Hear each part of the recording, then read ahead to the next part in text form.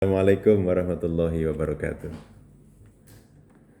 Teman-teman sekalian, saya ingin berbagi satu hal yang saya kira sangat berharga dalam kapasitas kita sebagai manusia, sebagai insan pribadi-pribadi yang memang memiliki kapasitas, kemampuan yang luar biasa. Bahwa manusia itu dijadikan dalam sebaik-baik kejadian, baik struktur jasmani maupun struktur rohaninya. Selain itu, manusia diciptakan dilengkapi dengan kekayaan yang ada di luar dan dalam dirinya. Yang di luar dirinya ya kekayaan alam. Ada angin, ada air, ada tanah, ada macam-macam kekayaan itu. Nah, selain itu ada kekayaan yang memang dimiliki oleh manusia itu sendiri. Setidaknya Allah Subhanahu wa taala berikan kepada kita ini 3 potensi dasar, yakni potensi berupa kemampuan intelektual, kemampuan spiritual, kemampuan emosional. Yang apabila ketiga kemampuan ini, kemampuan dasar, potensi dasar ini kita gali sedemikian rupa, akan menjadikan seseorang itu eksis dalam menjalani kehidupan di dunia ini sampai kepada kehidupan selanjutnya di akhirat. Secara khusus akan saya sampaikan tentang kemampuan intelektual manusia. Ternyata itu merupakan satu kekayaan individu yang patut untuk mendapatkan perhatian dan pelindungan. Jadi kemampuan intelektual manusia itu merupakan satu curahan dari segi waktu, dari tenaga, pikiran, daya cipta, rasa, dan karsa. Yang dari curahan-curahan pengorbanan tadi bisa melahirkan teknologi, ilmu pengetahuan, seni, dan lain sebagainya.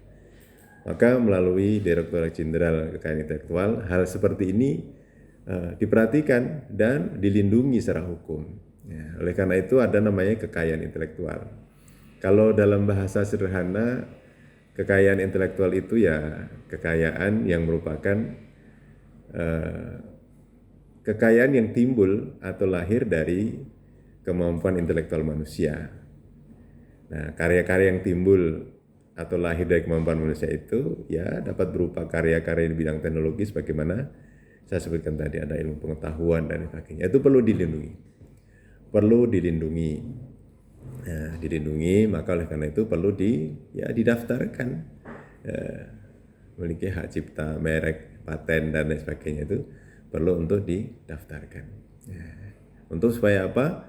Supaya mendapatkan perlindungan. Karena itu merupakan hak mutlak secara individual.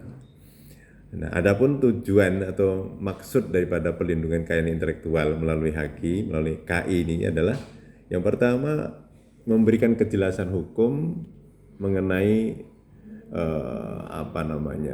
hubungan antara kekayaan dengan inventor, katakanlah penciptaan, desainer, pemilik, pemakai, ataupun perantara yang memang menggunakannya, wilayah kerjanya, pemanfaatannya, dan yang menerima akibat manfaat HAKI adalah untuk jangka waktu tertentu.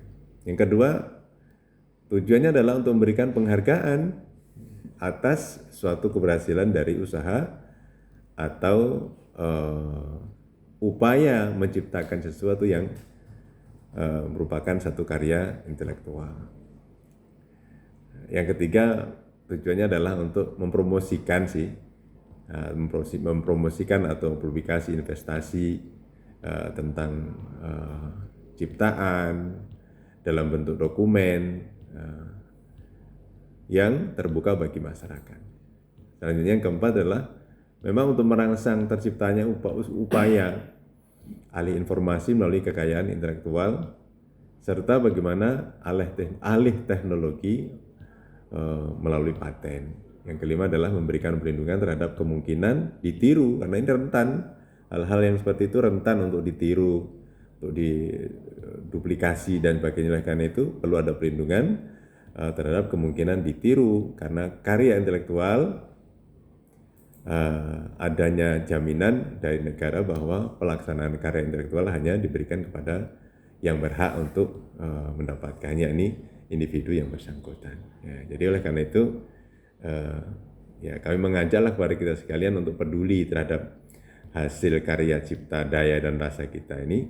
Jangan sampai kita sudah susah-susah ya, susah-susah untuk berkarya, tahu-tahu orang yang menikmati hasilnya, maksudnya orang yang menikmati nama baiknya karena disadur, ditiru, diduplikat dan lain sebagainya. Maka teman-teman sekalian yang punya karya segeralah daftarkan hasil karya intelektual kita sekalian, Anda sekalian melalui Direktorat Jenderal Kekayaan Intelektual. Demikian, terima kasih. Assalamualaikum warahmatullahi wabarakatuh. Ya,